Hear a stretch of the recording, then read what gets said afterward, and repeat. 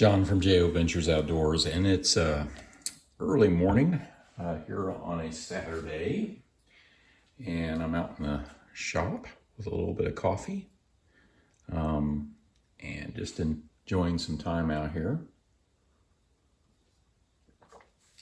Thought I would come with you, and been a little while since I've talked about some leather projects, so I thought I'd talk about a couple leather projects that I'm going to be working on and have finished.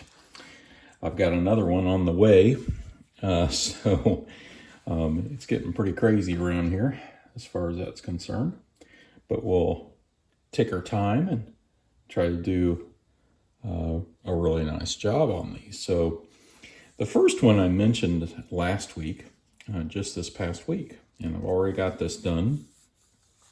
It was a project for ByronK, who Splitting Slices, who I met up with last week with Tobias and Tom from Knife Delights, and also RJ from RJ's Knives in Chicago, Illinois. And he gave me a knife to make a sheath out of, and this is a dangler sheath. And so here it is, finished product. Byron wanted green, and he got green. This knife is just beautiful. This is a custom piece that Byron actually won. Let me get me a cleaning cloth here. And there was a story behind it. He won this, it came to him, and it didn't have a sheath. So the package was opened or something like that. So I don't know. He didn't know if somebody took the sheath out of there or what happened, but there it is. Beautiful knife. There's, I assume, the maker's mark. I don't know who it is. I'm sorry. But I think he did a video on it. So I'm going to link his video down below so you can learn more about the knife itself, because it is a beautiful piece. But it definitely needed a sheath. It didn't have one. So this is what I made. I made a fold-over dangler sheath. Now, I've only made one other dangler sheath. And the idea is that hangs from your belt, and you can, you have more maneuverability. In other words, it's not as rigid. You're able to get to the knife a little better. So the only other one I made was for Ray at North Star Knife Reviews. And the idea is that you have a removable belt loop. So there it is. It is removable. And now you can use the sheath on your belt alone without the dangler. And you can put this off to the side. And you can see it's stitched here for the belt loop. I've got a strap to hold the knife in. It is welt. The welt is in there all the way. I've got it slightly shaped a little different here at the top to fit the shape of the knife. But I think it just really turned out nice. So, of course, then the knife goes in and out right here, and it fits the knife perfectly.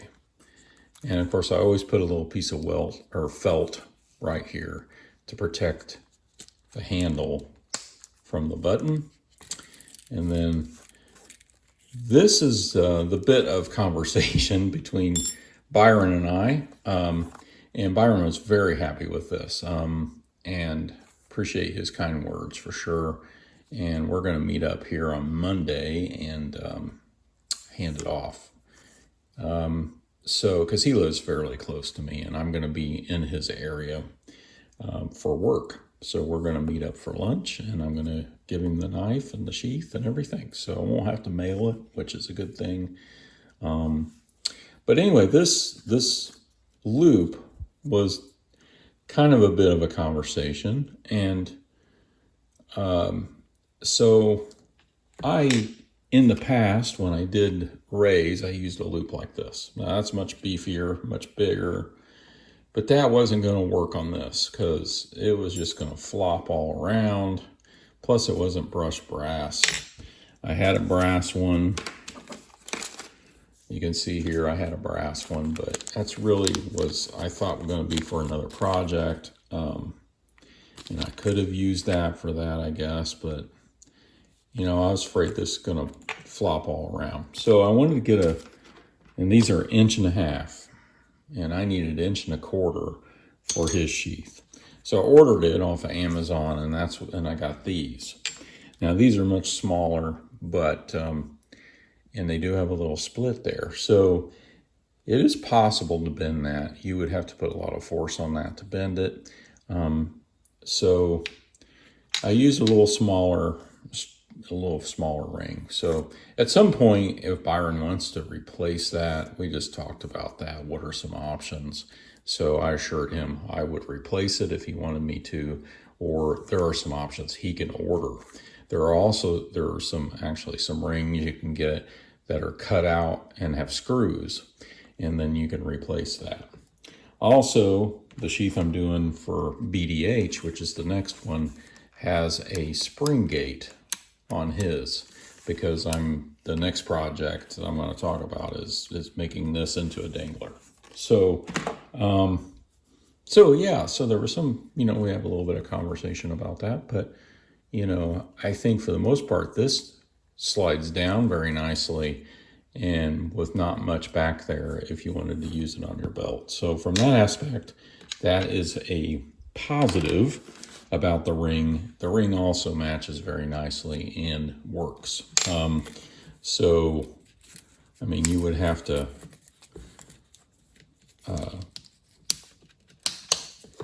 you know, you would have to really pull on not to do it. Was it really what I wanted? I kind of was envisioning something more like this, just 1.25 inches. But since this one works so well and falls down so nicely, I decided just to build it out with that one.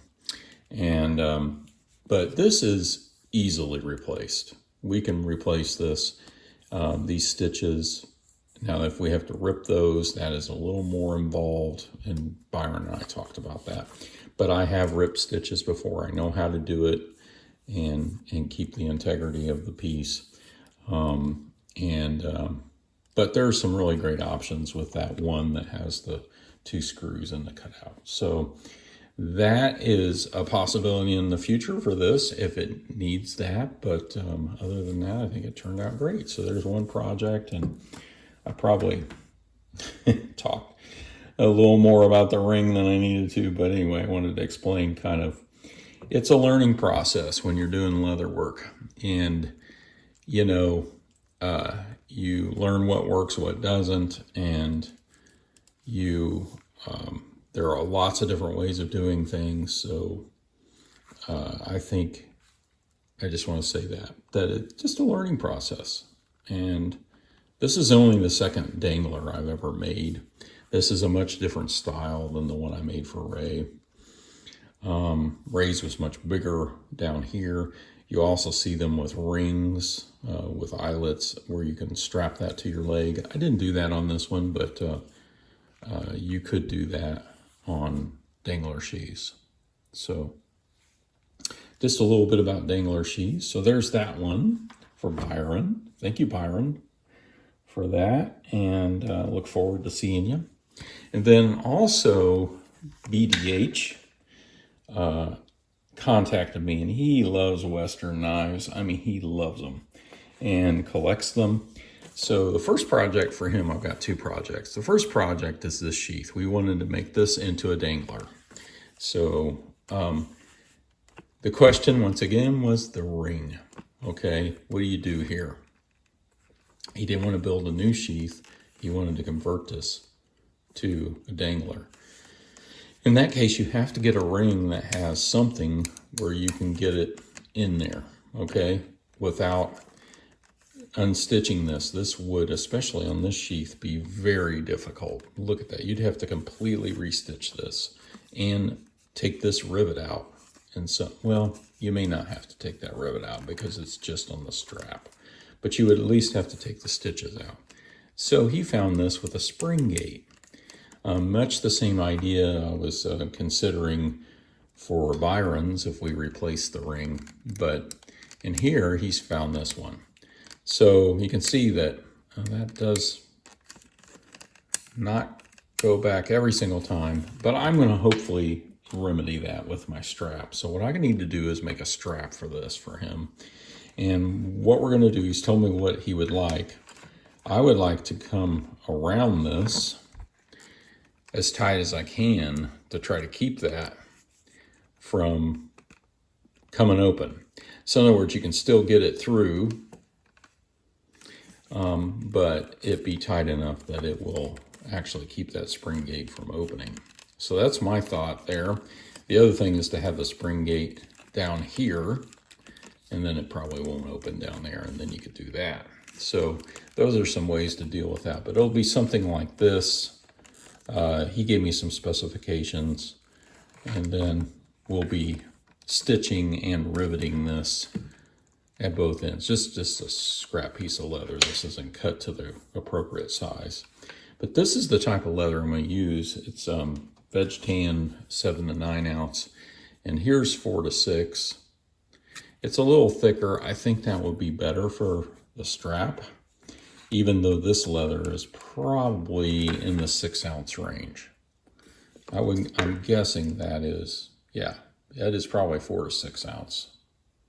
So anyway, if BDH is watching, he can tell me. Of course, I've sent him an email whether he'd have like the thicker or the thinner leather, but we could go with the thinner and probably be all right. But so that's what I have to do, and then I have to match the color. That's the other thing. And I started kind of playing with that with just dye that I already have, and yeah, it's a little too orange. So I'm not sure what I'm going to have to do here to chase down that color, but that'll be part of the challenge of this project. It'll be fun. I actually have a shoe repair shop that has some dyes. So this is tan. Well, it says light tan. It does say light tan, doesn't it? But I think I've got tan mixed in with this. So I might try to get a fresh bottle of light tan and see what I can do to match that. I may have to call my friends at Tandy and ask them what they think that color is. So anyway, so I've got that project going, making that into a dangler. So my plan is to stitch and rivet this up here and here, and this be about 1.5 inch belt loop, and this be 1 inch wide. So that should be the visual aspect. These sheaths are so long I can't get them in the camera. There we go. Now I'm at 13 minutes. I haven't showed the best piece of this whole thing. This is the next one. It is a Western. Let me get this right. I don't know my Westerns very much, but Western 38. Look at this beautiful knife. Yeah, there it is. W38 USA Western. Look at that. Beautiful. What is that, antler handle? That is just gorgeous. So what we're going to do on this is we're going to make a 2-piece sheath. Well, by 2-piece, I mean like this, 2-piece, instead of this one. This is just a inexpensive one that he's used for it. So, and he wants that back for another knife, I believe, but we're going to make a nicer sheath for this.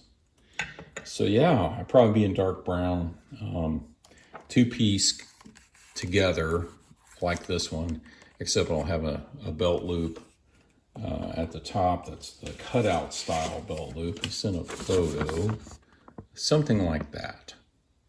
So there's the style. He said I didn't have to put rivets in it. So this belt loop will go closer to the guard. So there's that project. Isn't that exciting? I mean, that's a gorgeous piece right there. And he sent along an extra. Gosh, BDH. 1986 Western Stockman. There it is right there. It's got the main clip blade, a spay blade, and a punch. Look at that. Is that cool or what? That's super cool. I'll just put an edge on this main blade. I'd sharpen that a little bit. Put a little mineral oil on the pivots, and it's ready to go in my pocket. Look at that, nice snap. Wonderful shape. I love the shape of the blade, the swedging there.